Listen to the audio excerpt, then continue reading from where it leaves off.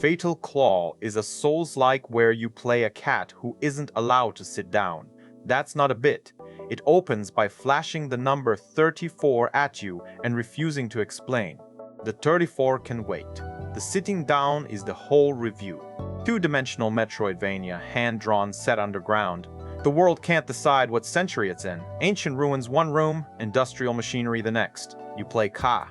You get a claw, a 3-hit combo you can grow to 5, an ancient artifact called Kirox that charts the dark, and a wolf named Rayan who shrinks into a puppy when he isn't needed.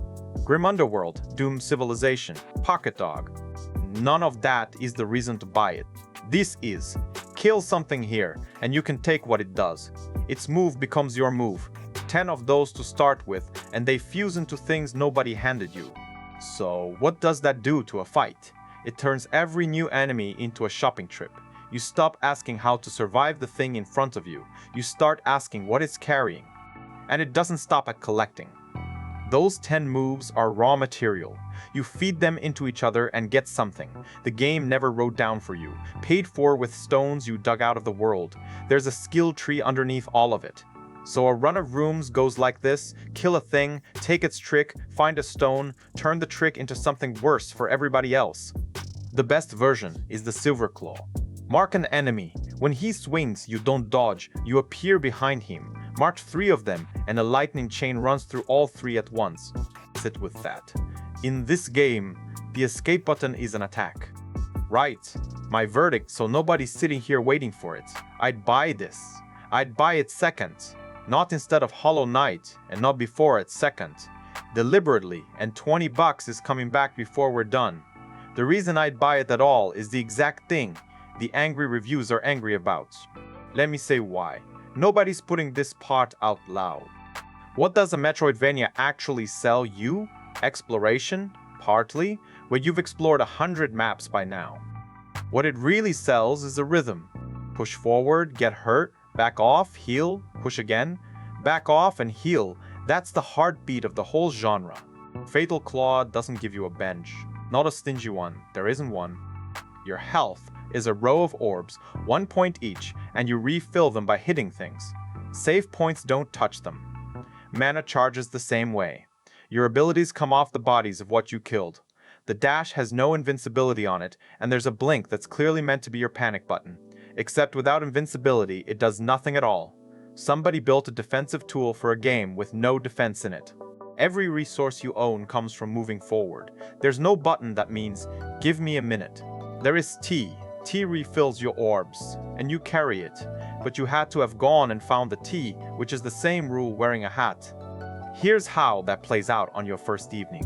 You clear a room badly, sit at a save point on 2 health, and wait for something that never comes. Then you work out that the only way back to full is to go and hit the next thing. Some people hear that and lean forward. Some people hear it and refund. Both reactions are correct, and they are about you, not the game. Even your ceiling works like that. Max health is 2 halves of a brooch, and you own it once you've been to both places they're buried. Mana ceiling, 2 pieces of a bracelet. The stones that reshape your abilities are out in the world, not sold at the hub.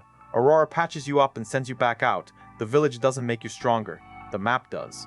But missing and withheld are not the same thing. That's the whole review. Withheld means somebody chose it. Take contact damage, the thing where merely touching an enemy hurts you, which most of this genre quietly retired years ago. Somebody at NDEV looked at that in 2026 and went, no, we're keeping it. It's part of the damage system. Nobody forgot to fix that. That's a man telling you exactly what game he made and then refusing to take it back. And when it lands, it lands. Every other game here gives you a dodge and asks you to time it. This one takes the dodge away and hands you a teleport that puts you behind the swing. Same problem, opposite answer. You didn't avoid it, you answered it. Now the other column. Go and read the bad reviews before you buy. Not the score, the pattern. Boss hitboxes wider than the boss. 2 different attacks sharing 1 wind-up, so you can't tell which is coming until it's already on you. Ask yourself which of those you could ever answer. A hitbox you can't see isn't a decision. Nobody plays around a thing that isn't drawn. That one's missing, not withheld, and the difference matters, because only one of them is something you can get better at. 2 smaller things while we're here. The audio mix is uneven enough that people are pulling their headphones off, and the down air drops fast, which makes bouncing off enemies harder to learn than it needs to be. Which brings me to the 34. It flashes before you've done anything, next to images that mean nothing yet. The game does explain itself. Eventually. By then, you'll have killed the final boss and watched the credits, at which point Fatal Claw informs you that wasn't the ending. That's what multiple endings means on the store page. Your first finish is a checkpoint wearing an ending's clothes. Great last act or a chore. Depends entirely on whether you still like the combat when you get there. Hold that thought for the price. Alright, the good stuff, and there's a lot of it. The art isn't up for debate. Hand-drawn, dark, and that ruins and machinery world holds together far better than a mood board with two opposite ideas on it has any right to. The animation keeps up. The soundtrack knows when to be ambient and when to be unpleasant, which is a harder call than it sounds, and most of them get it wrong in the same direction. The map is the best kept one I've seen in years. It tracks lore, grapple points, charms, and every door you couldn't open yet. Doors you can't open yet is the entire genre, so getting that right matters more than it sounds. The routes are properly tangled. New ability, new shortcut, and the room you walked past an hour ago turns out to have been a corridor. Rayan is charming, and I refuse to be normal about the puppy. There's a difficulty slider and a real set of accessibility options, and I want to give proper credit for that. A game this committed to hurting you could very easily have decided the hurting was the point and left you to it. 51 achievements. Save anywhere. Steam Deck verified. Somebody in there sweated details that nobody was going to thank them for. One thing worth knowing before you click. The people praising this movement hardest played it in early access, and at least one of them says it feels slightly less smooth in one point. Oh, so the version being praised isn't quite the version on sale. $20. Buy it if kill it, take its move. Made you sit up, because that's the whole game, and it does deliver on it. Buy it if you bounced off Hollow Knight for being too patient with you. Buy it if you came out of 9 Souls wanting more of that forward pressure, not less. This is built for exactly that appetite, and it never once apologizes for it. Buy it for the art if you're that sort of person, and I won't judge. And most of the argument seems to be missing something, which is that the difficulty slider settles about half of it on its own. Dying too much? Turn the numbers down. The game will happily let you, and the accessibility options are neither hidden nor grudging about it. What it won't do, at any setting, is give you the bench back. You can make Fatal Claw easier. You cannot make it a different shape. Worth understanding that before you decide it's broken, rather than simply not for you. Don't buy it if the fun of this genre is that rhythm. Hurt, retreat, heal, return. That isn't here, and no patch is bringing it back. Don't buy it for the bosses either. The ideas in them are good and the execution isn't there, and that gap is the most fixable thing on this list.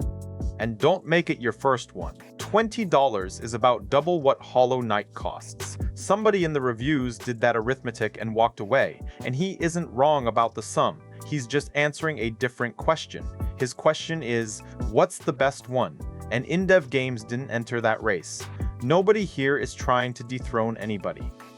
It left early access yesterday with about 170 reviews on it. That's a small enough number that everything you read today is somebody's first 3 hours, not anybody's verdict. Normally that's my cue to tell you to wait a month. I'm not going to. What people are complaining about isn't a rough edge a patch will sand down. It's the design, and it was the design in early access too. Waiting won't change your answer. It'll just delay it. So the honest summary is this. Fatal Claw is a good game with an identity, and the thing everyone keeps calling broken is the identity. Here's the part I'll get mail about. Taking the bench out was the right call, and I think it's the only brave decision in the whole project. If the developers cave to the reviews and let save points refill your healing, they'll have patched out the one thing anybody argues about. And what's left is a very pretty Metroidvania at $20 that does nothing you haven't already done somewhere cheaper. So tell me, when a game takes the retreat button away on purpose, is that a design position or an excuse? I've heard it argued both ways this week, and I'm not certain I'm right. Straight answers on games worth your money. See you in the next one.